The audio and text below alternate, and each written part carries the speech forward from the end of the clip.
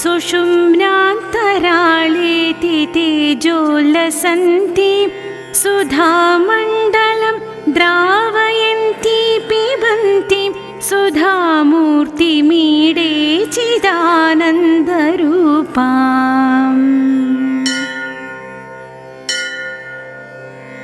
ज्वलत्कोटिबालार्कभासारुणाङ्गीं सुलावण्यशृङ्गारशोभाभिरामां महापद्मकिञ्जल्कमध्ये विराज त्रिकोणे निषण्णां भजे श्रीभवानी। क्वणक्किङ्किणीनूपुरोद्भासिरत्न प्रभालीढलाक्षार्द्रपादाब्जयुग्मं हजेशाच्युताद्यै सुरैः सेव्यमाना महादेवी मन्मूर्ध्निते भावयामि। सुषोणाम्बराबन्धनी विविराजन् महारत्नकाञ्चीकलापं नितम्बं स्फुरद्यक्षिणावर्तनाभिं च तिस्रो वलीरम्बतेरोमराजिं भजेऽहम्।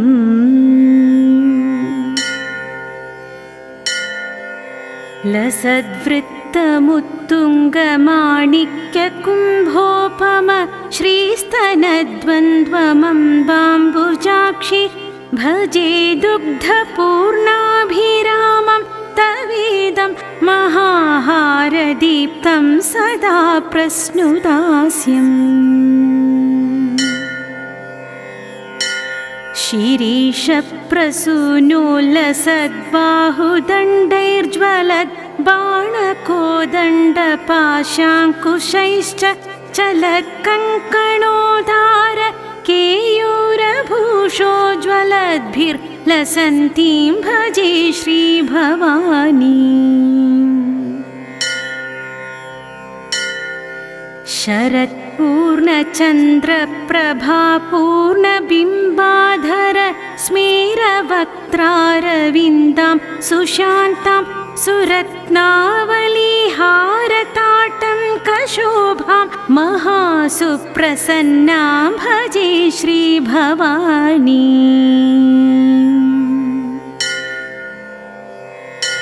सुनासापुटं सुन्दरभ्रूललाटं तवौष्ठश्रियं दानदक्षं कटाक्षं ललाटे लसद्गन्धकस्तूरिभूषं स्फुरच्छ्रीमुखाम्भोजमीडेऽहमम्बा।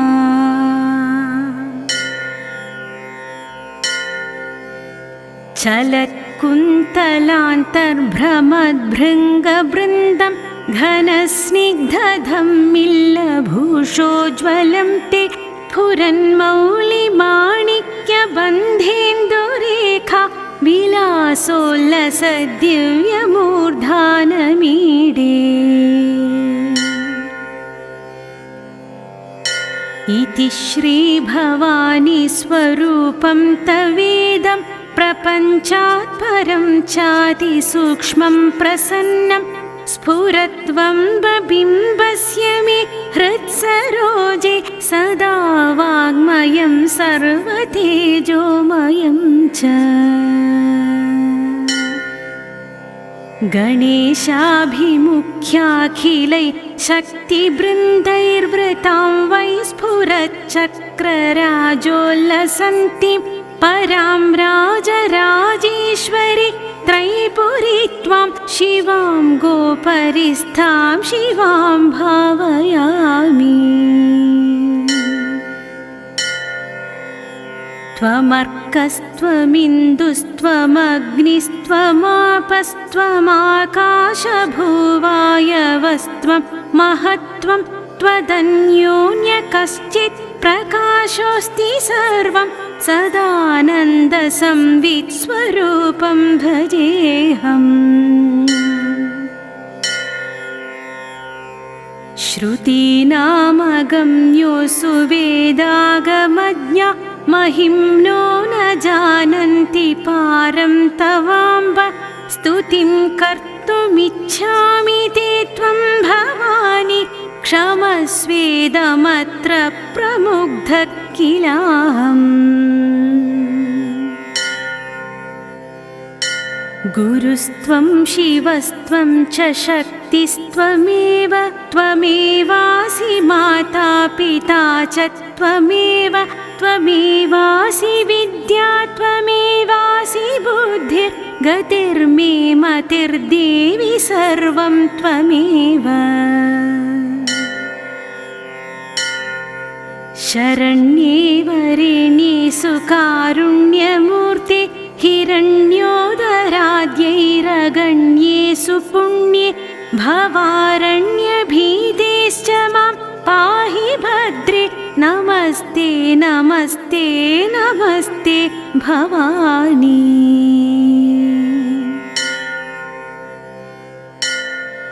इति मां महच्छ्री भवानी भुजङ्गं स्तुतिं यः पठेद्भक्तियुक्तश्च तस्मै स्वकीयं पदं शाश्वतं वेदसारं श्रियं चाष्टसिद्धिं भवानी ददाति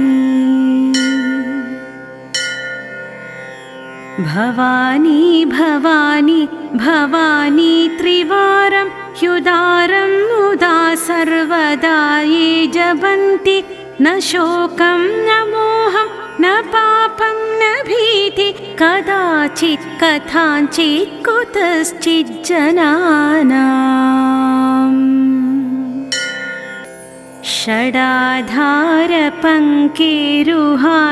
षडाधारपङ्केरुहान्तर्विराजत् सुषुम्नान्तराळेति तेजोल्लसन्ति सुधामण्डलं द्रावयन्ती पिबन्तीं सुधामूर्तिमीडे चिदानन्दरूपाम्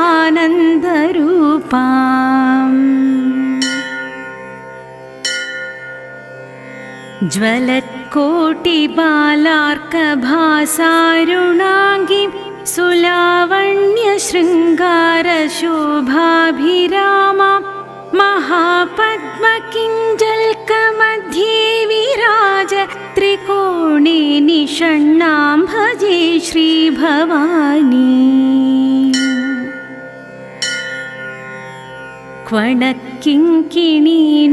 क्वणक्किङ्किणीनूपुरोद्भासि रत्न प्रभालीढलाक्षार्द्रपादाब्जयुग्मं अजेशाच्युताद्यै सुरैः सेव्यमाना महादेवी मन्मूर्ध्निते भावयामि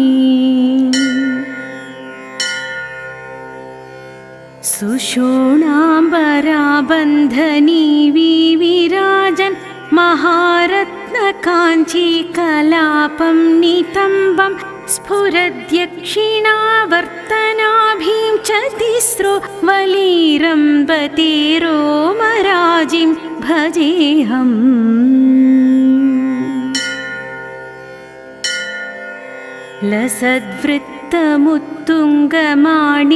लसद्वृत्तमुत्तुङ्गमाणिक्यकुम्भोपम श्रीस्तनद्वन्द्वमम्बाम्बुजाक्षि भजे दुग्धपूर्णाभिरामं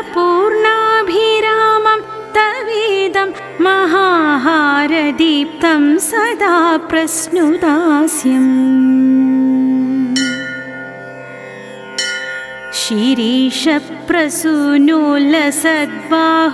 शिरीषप्रसूनोल्लसद्बाहुदण्डैर्ज्वलद् बाणकोदण्डपाशाङ्कुशैश्च चलत्कङ्कणोद्धार केयूरभूषोज्ज्वलद्भिर्लसन्तीं भजे श्रीभवानी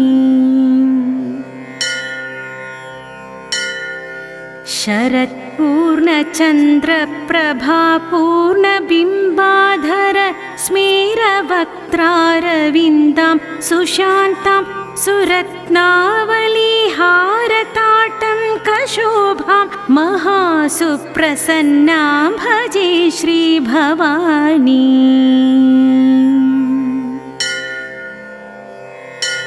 सुनासापुटं सुन्दरभ्रूललाटं तवौष्ठश्रियं दानदक्षं कटाक्षं ललाटे लसद्गन्धकस्तूरिभूषं स्फुरच्छ्रीमुखाम्भोजमीडेऽहमम्बा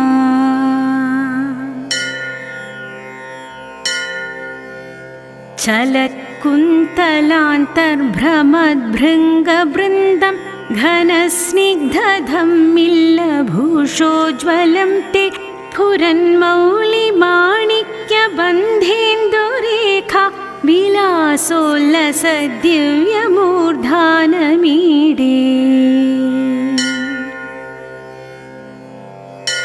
इति श्रीभवानी स्वरूपं तवेदं प्रपञ्चात् परं चातिसूक्ष्मं प्रसन्नं स्फुरत्वं बबिम्बस्य मे हृत्सरोजे सदा वाङ्मयं सर्वतेजोमयं च गणेशाभिमुख्याखिलै शक्तिवृन्दैर्वृतां वै स्फुरच्चक्रराजोल्लसन्तीं परां राजराजेश्वरी त्रैपुरी त्वां शिवां गोपरिस्थां शिवां भावयामि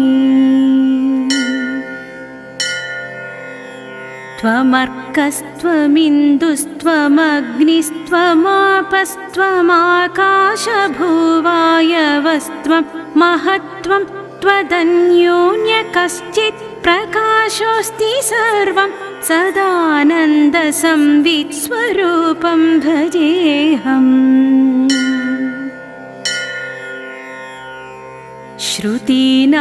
श्रुतीनामगम्योऽसु वेदागमज्ञा महिम्नो न जानन्ति पारं तवाम्ब स्तुतिं कर्तुमिच्छामि ते त्वं भवानि क्षमस्वेदमत्र प्रमुग्धः किलाहम् गुरुस्त्वं शिवस्त्वं च शक्तिस्त्वमेव त्वमेवासि माता पिता च त्वमेव त्वमेवासि विद्या त्वमेवासि बुद्धिर्गतिर्मे मतिर्देवि सर्वं त्वमेव शरण्ये वरेण्ये सुकारुण्यमूर्ते हिरण्योदराद्यैरगण्येषु पुण्ये भवारण्यभीतेश्च मां पाहि भद्रे नमस्ते नमस्ते नमस्ते भवानी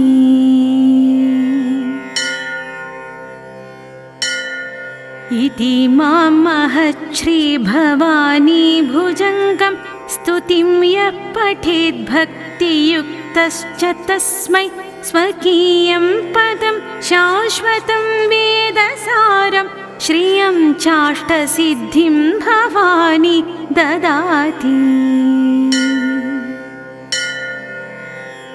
भवानी भवानी भवानी त्रिवारं ह्युदारं मुदा सर्वदा ये जपन्ति न शोकं न मोहं न पापं न भीति कदाचित् कथाञ्चित् कुतश्चित् जनानाम्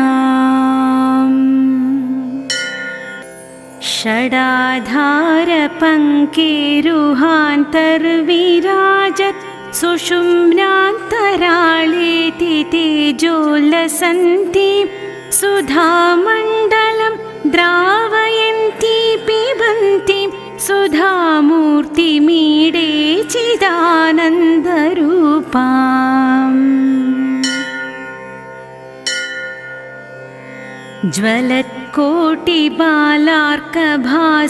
ज्वलत्कोटिबालार्कभासारुणाङ्गीं सुलावण्यशृङ्गारशोभाभिरामां महापद्मकिञ्जल्कमध्ये विराज त्रिकोणे निषण्णां भजे श्रीभवानी क्वणक्किङ्किणी नूपुरोद्भासि रत्न प्रभालीढलाक्षार्द्रपादाब्जयुग्मम् अजेशाच्युताद्यै सुरैः सेव्यमाना महादेवी मन्मूर्ध्नि ते भावयामि। सुषोणाम्बराबन्धनी विविराजन् महारत्नकाञ्चीकलापं नितम्बं स्फुरद्यक्षिणावर्तनाभिं च तिस्रो वलीरम्बतेरोमराजिं भजेऽहम्।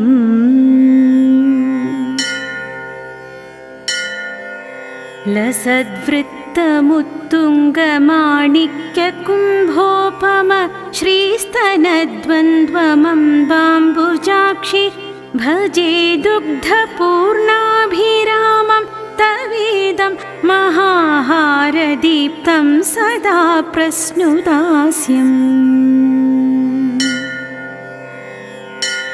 शिरीषप्रसूनोल्लसद्बाहुदण्डैर्ज्वलद् बाणकोदण्डपाशाङ्कुशैश्च चलत्कङ्कणोद्धार केयूरभूषोज्ज्वलद्भिर्लसन्तीं भजे श्रीभवानी।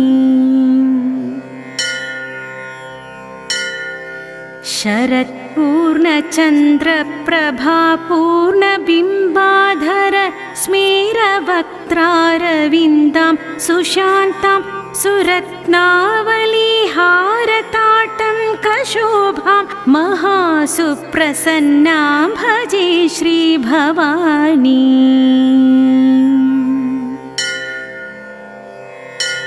सुनासापुटं सुन्दरभ्रूललाटं तवौष्ठश्रियं दानदक्षं कटाक्षं ललाटे लसद्गन्धकस्तूरीभूषं स्फुरच्छ्रीमुखाम्भोजमीडेऽहमम्बा।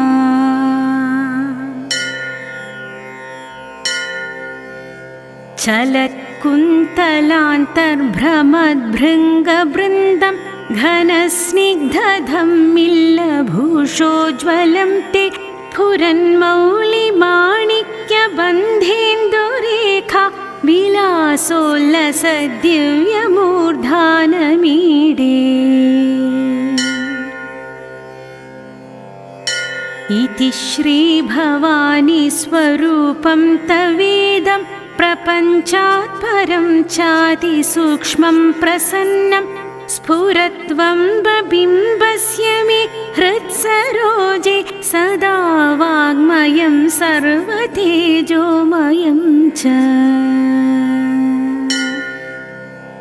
गणेशाभिमुख्याखिलैः शक्तिबृन्दैर्वृतां वै स्फुरच्चक्रराजोल्लसन्तीं परां राजराजेश्वरी त्रैपुरी त्वां शिवां गोपरिस्थां शिवां भावयामि।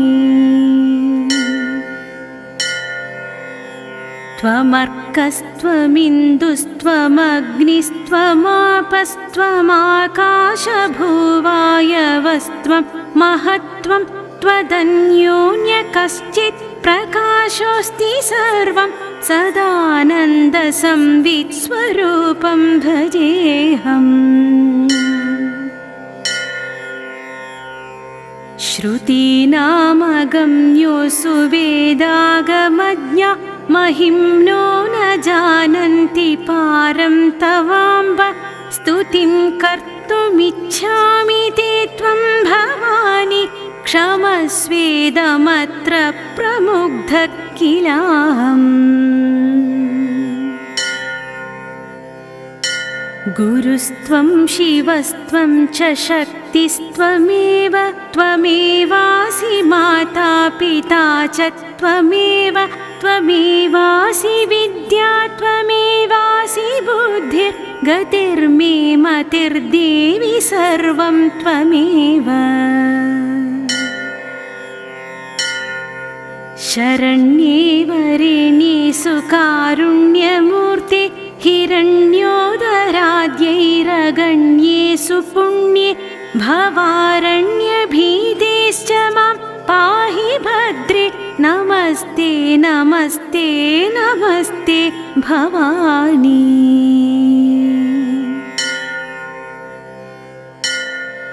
इति मां महच्छ्रीभवानी भुजङ्गं स्तुतिं यः पठेद्भक्तियुक्तश्च तस्मै स्वकीयं पदं शाश्वतं वेदसारं श्रियं चाष्टसिद्धिं भवानी ददाति। भवानी भवानी भवानी त्रिवारं ह्युदारं मुदा सर्वदा ये जपन्ति न शोकं न मोहं न पापं न भीति कदाचित् कथाञ्चित् कुतश्चित् जनानाम्। इति श्री भवानी भुजङ्गप्रयातस्तोत्रम् सम्पूर्णम्।